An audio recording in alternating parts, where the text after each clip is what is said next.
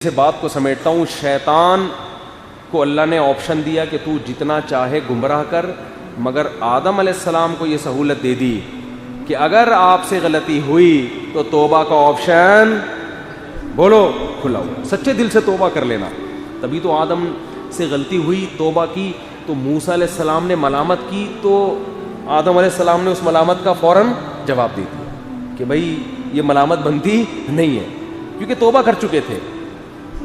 تو آدم علیہ السلام، شیطان سے بھی غلطی ہوئی، اکڑ گیا. آدم سے بھی غلطی ہوئی، شیطان نے کروائی، یہ نہ کھانا، کھا لیا. قرآن کہتا ہے جیسے ہی آدم کو سزا ملی ہے، وہ سب سے پہلی سزا، ہم نے جنت کا لباس چھین لیا.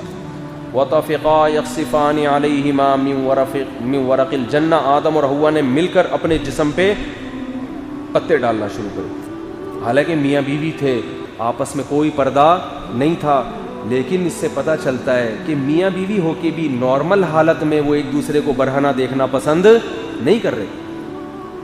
آپ خود اندازہ لگاؤ کہ جب میاں بیوی کے لیے بلا وجہ برہنہ ہو کے بیٹھنا، بلا وجہ، یہ اچھا حیا کے خلاف ہے، تو ایک عورت کے لیے اپنے جسم کو غیر محرم کے سامنے ایکسپوز کرنا یہ کتنا برا عمل ہوگا.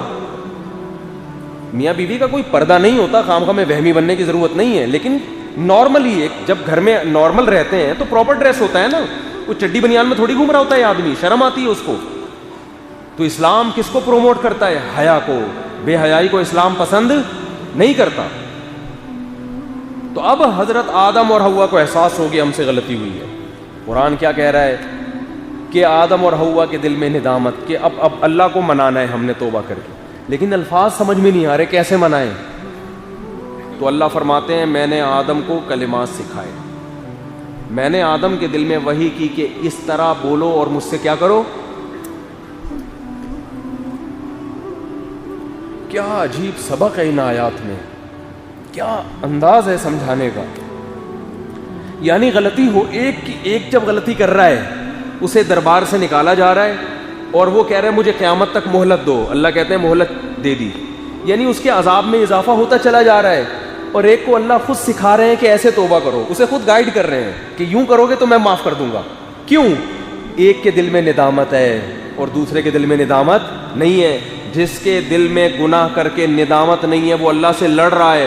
اللہ سے لڑ کے اللہ کی رحمت حاصل نہیں کی جا سکتی. اکڑ دکھاؤ گے تو اور زیادہ عذاب آئے گا. اللہ کسی سے دبتا نہیں ہے، اور اللہ کے سامنے جھکو گے بڑے سے بڑا پہاڑ جیسا گناہ بھی اللہ آپ کے سر سے ہٹا دے گا. یہ چیز اپنے اندر پیدا کرنے کی ضرورت ہے، جس کو کہتے ہیں ایکسکیوز کرنا سیکھو، سوری کرنا سیکھو. اور یاد رکھو اپنے بڑوں کے سامنے اپنی غلطی کا اعتراف کر کے مان لینا، یہ بھی حقیقت میں اللہ ہی سے توبہ کرنے کے مترادف ہے. آپ سے غلطی ہوئی، باپ کی نافرمانی ہو گئی، تو باپ سے معافی مانگتے ہوئے لوگوں کو شرم آ رہی ہوتی ہے. یہ سوچ کے معافی مانگا کرو یہ اصل میں باپ سے مانگ رہا ہوں، مگر کس کے حکم پہ؟ اللہ کے. تو یہ اللہ ہی سے معافی مانگی جا رہی ہے، شرماؤ نہیں اس میں. ماں سے اگر معافی مانگنی پڑ جائے، شرم آ رہی ہوتی ہے بعض دفعہ، تو یہ سوچ کے مانگا کرو کہ یہ کس سے مانگ رہا ہوں میں اصل میں. اللہ نے حکم دیا نا کہ ان سے معافی مانگ، ان کو منا کے رکھو، اس لیے اس میں بڑے بھائی سے معافی مانگنی پڑے. تکبر مت کرو، بولو بھائی یہ کس کا حکم ہے رشتہ داری جوڑنا؟ یہ تو اللہ کا حکم ہے، اللہ کی خاطر مانگ رہا ہوں میں. من تواضع للہ رفعہ اللہ. حدیث میں آتا ہے جو اللہ کے لیے جھکتا ہے اللہ اسے بلند کر دیتا. اس سے پتہ چلتا ہے ایک جھکنا انسان کا اللہ کے لیے نہیں، چاپلوسی کے لیے، مکھن لگانے کے لیے، دنیاوی مفاد. جو باس کے سامنے لوگ جھک رہے ہوتے ہیں، یس سر جی سر کر رہے ہوتے ہیں نا باس کے سامنے، مکھن لگا رہے ہوتے ہیں، سر سر پلیز سر. بڑی بڑی غلطیاں ہو جاتی ہیں، حالانکہ غلطی باس سے ہو رہی ہوتی ہے. سوری کون کر رہا ہوتا ہے؟ آپ، کہ یار تنخواہ جاب سے نکال دیں گے. یہ جھکنا اللہ کے لیے نہیں ہے، یہ پیسوں کے لیے. بھائی کے سامنے جھکنا، بڑی بہن کے سامنے جھک جانا، ماں کے سامنے جھک جانا، خالہ پھپھو چچا کے سامنے جھک جانا، یہ اللہ کے لیے، کیونکہ آپ یہ تواضع اختیار کر رہے ہیں رشتہ داری جوڑنے کے لیے. اپنے استاذوں کے سامنے جھک جانا، کسی بوڑھے کے سامنے جھک جانا. بوڑھے سے غلطی ہو تو بھی سوری کون کرے گا؟ بولو نا، آپ کرو. بھائی حدیث میں آتا ہے ان من اجلال اللہ ان من اجلال اللہ اکرام الشیب المسلم. آپ صلی اللہ علیہ وسلم نے فرمایا سفید ریش بوڑھے کا اکرام اصل میں کس کا اکرام ہے؟ اللہ کا اکرام. اللہ نے حکم دیا اس بوڑھے کا احترام کرو. آج بوڑھوں کے بارے میں عجیب تبصرہ کر رہے ہوتے ہیں, اس بڈھے کو دیکھو کیا ہو گیا, اس بڈھے کو. یہ تبصرہ بہت غلط ہے بھائی. وہ بوڑھا ہو گیا تو آپ کے لیے قابل احترام ہے وہ, اور اس کے احترام کا کس نے حکم دیا؟ تو یہ تکبر ہے, کل آپ کی بھی یہ حالت ہونے والی ہے. تو بوڑھا اگر غلط بھی ڈانٹ رہا ہے, جوان آدمی کی ذمہ داری ہے اس کی ڈانٹ کو برداشت کر لے, سن لے یار, چھوڑو, نظر انداز کرو. اس میں کیا بحث کرنا صحیح کون ہے غلط کون ہے, بس برداشت کر لے یار. میرے پاس کیسز آتے ہیں نا, ماں بعض دفعہ آتی ہے اپنے بیٹے کو لے کر, بہو ایسا کر رہی ہے, بیٹا پھر جواب دیتا ہے نہیں ایسا نہیں کر رہی, یہ جنگ شروع ہوتی. میں بیٹے سے کہتا ہوں یار ماں سے الجھنے کی ضرورت نہیں, کچھ سیاست سے کام لے لو.